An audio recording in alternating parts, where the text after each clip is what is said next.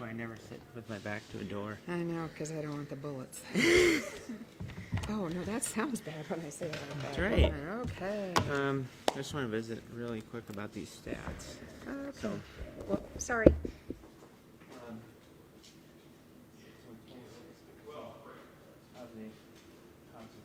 what we had information for. Yep. Yeah, this came from. Yep. All right, wonderful. All right. Thanks. You want me to kick us off? Yes, please. Let me get out of Oh, here. no, leave it there. That's fine. I can work around it. All right. Ready to go, everyone? Okay.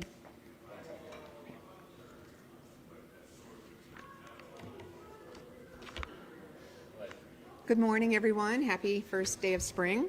I'm Sandy Frentz, Public Information Officer. So I thought maybe this morning we'd just start out by giving you just a few statistics before I turn the podium over to Director Cotter for some operational updates. We opened up our sandbag operations yesterday afternoon. Yesterday, about 50 people went through that operation in the hours that it was open, and we passed out 1,200 sandbags to people as they came through. The law enforcement officers issued 17 citations yesterday to people that went around barricades or entered parks. And I would just remind everybody that when we say the parks are closed and we're offering or issuing citations, that's not only for Falls Park, that's for all parks that are closed along the Greenway system. 211 Helpline Center has received 483 flood-related calls since this event started last Wednesday.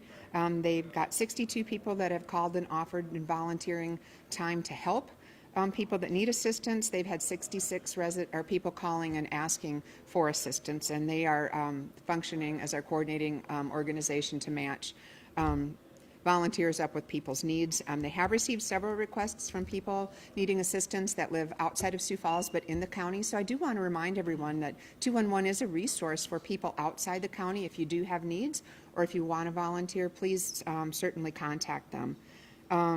They do, at this point, have about 70 people that have called in and volunteered and are scheduled to work at sandbag operations, and they asked us to remind people that at this time, if you're willing to offer to donate to support people impacted by the flooding event, that at this point we're really only asking for monetary donations. We don't have any identified needs for household items, clothing, toys, things like that. So donations would be best served if you want to support people through monetary donations. An update on Parks Department operations. So right now Parks crews are out going along the parks along the River Greenway that we anticipate will be impacted. They're removing any of their items that could potentially float. So picnic tables, soccer nets, things like that are all being removed out into higher grounds. They're working to plug all the sewer and floor drains in the restrooms along the River Greenway and Parks buildings. And then they'll be going out to the new bridge on Rotary Park, that pedestrian bridge that was just installed, and taking away the handrails. They stayed intact last week in spite of all the debris in the river. We're going to take them down to protect them at this point. So with that, I'm going to turn things over to Director Cotter.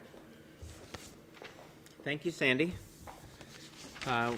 Good morning. Just want to give you an update. There's just been a great deal of collaboration that's happening at the federal level, the state level, the county level, and the city level.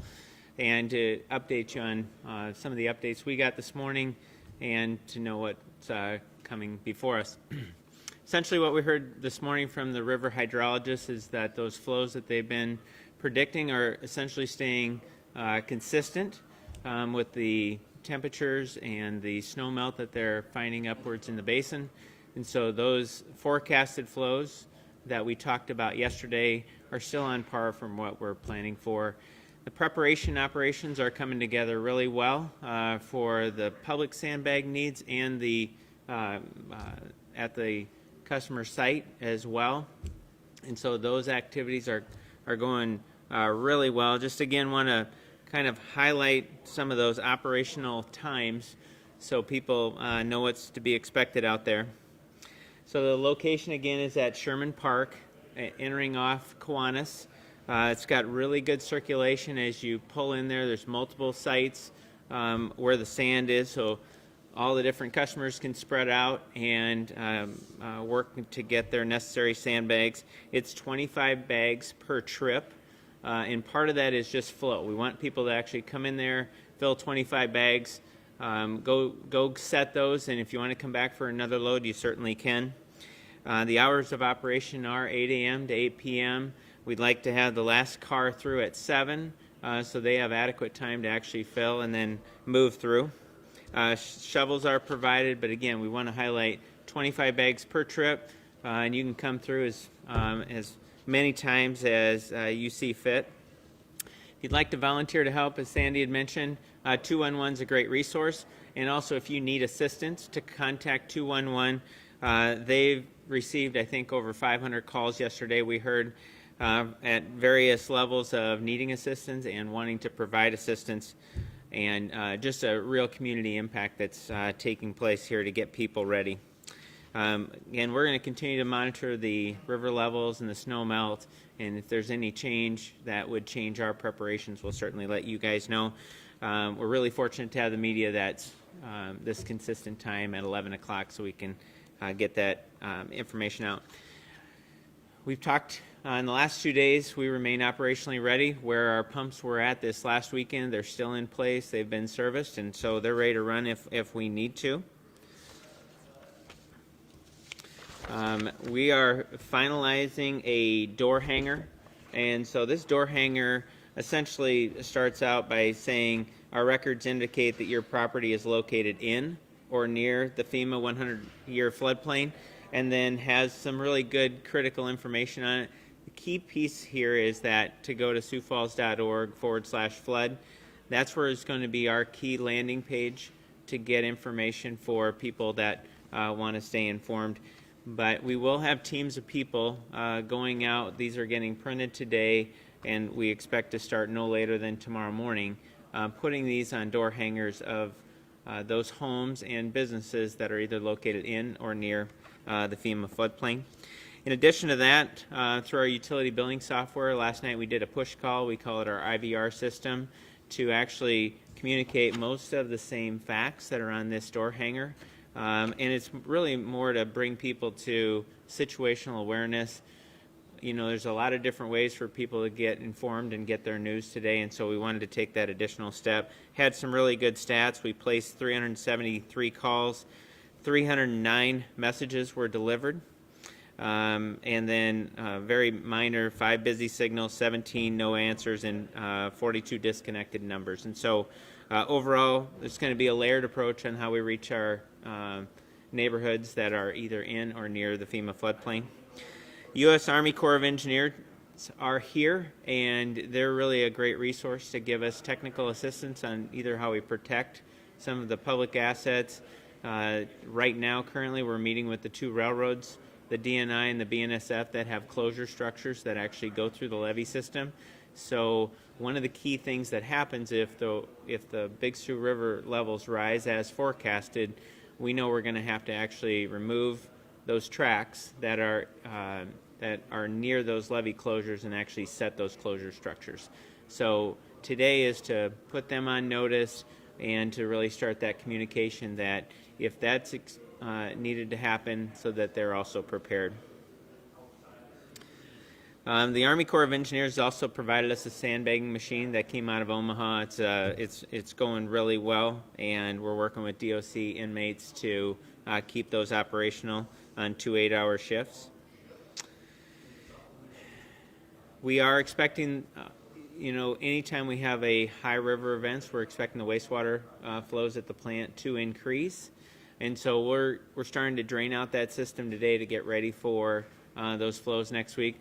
One of the things that homeowners can do is you can go to a plumbing supply store, and there are devices that you can put in your floor drains that allow for one-way flow, and that does give you some additional protection that if a wastewater backup were to occur in your neighborhood, that gives you, at least for backups that would actually just surface at the floor drain, that it would protect the property. So we're going to work to get you one tomorrow so you can see one, and just understand that the nice thing about those is that they still allow flow to go one direction. So if you're washing out your utility room, water can still go down the floor drain, just water or wastewater can't come back up. So we'll give you some additional information on that. And then last, as always, sump pumps, as we start to see this melt, there's a lot of groundwater from loading up in 2018. Make sure your sump pump lines are pulled away from your house. And right now, just put them on your driveways, allow them to run on hard surface so no more water goes into the ground. And that'll be best to protect the wastewater system, but also your house. So that's what I have. I think we'll bring up Jason from Minnehaha County next. Thanks. Jason Gierman with Minnehaha County Emergency Management. I'll focus today on Del Rapids. That's where we're going to see, I think, most of our flooding issues. We're getting very close to opening up a sandbagging station up in Dells, and we'll be looking for volunteers for that. Contact 211. This will be a public station generally for county residents. So if you're in the county, you're welcome to come up there. It should be open 24/7. Again, things may change as things progress, but that's what our plan is right now. The predictions have been pretty consistent with what we've been giving you in the past, and Del Rapids, Baltic, Renner, and then farther north of that too, of areas of concern is Flandreau and Trent. Obviously Moody County is aware of that, but that's kind of where we're at now as far as the county resources. Brandon, they're currently assisting homeowners there and bagging a small area of Brandon.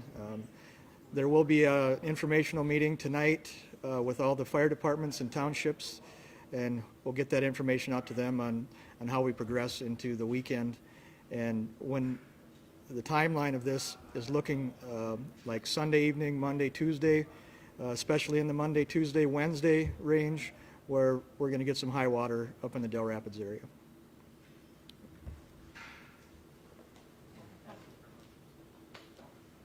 So are there any questions we can help you with yet today?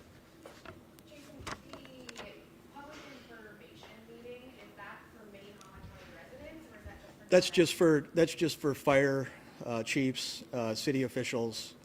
It's not generally to the public, but townships are invited, and they do have that information. And then do you think you guys will have the sandbagging station open by this afternoon? I'm hoping any minute it will be open. We're getting everything ready right now. So. Will you send out a press release for it? Yes, we will. Okay. Yep. Anything else for me? Any other questions we can help with?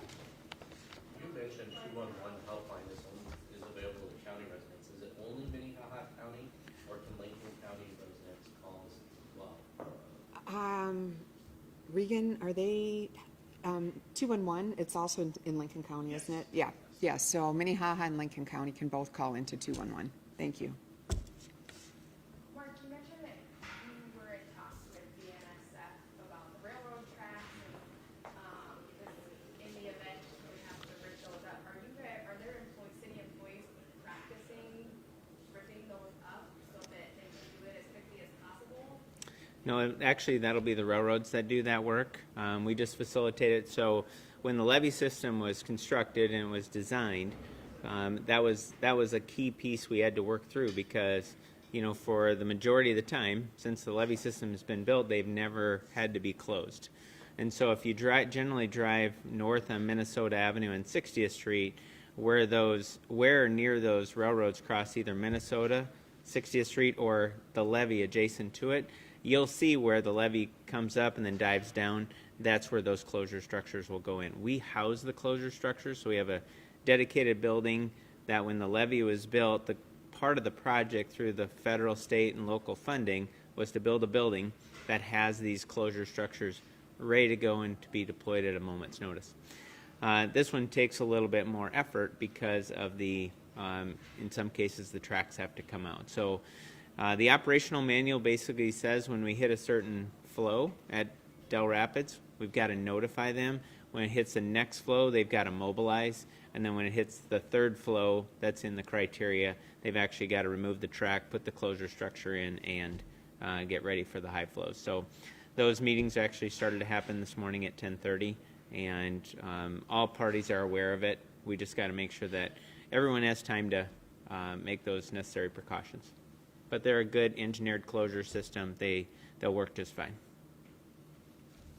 How many people from the Army Corps are here? There's 2 people here from Omaha, and again, they're experts, and they've been on the phone with their partners in Omaha, and they're just a great technical resource to have here to really help us understand, even in last night where it got fairly cold, how that might help us even on a matter of hours.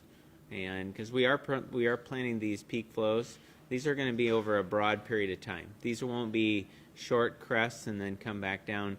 There's a lot of water in both the Big Sioux River and the Skunk Creek Basin, and so we've got to be ready to endure these peaks for a pretty significant period of time, several days.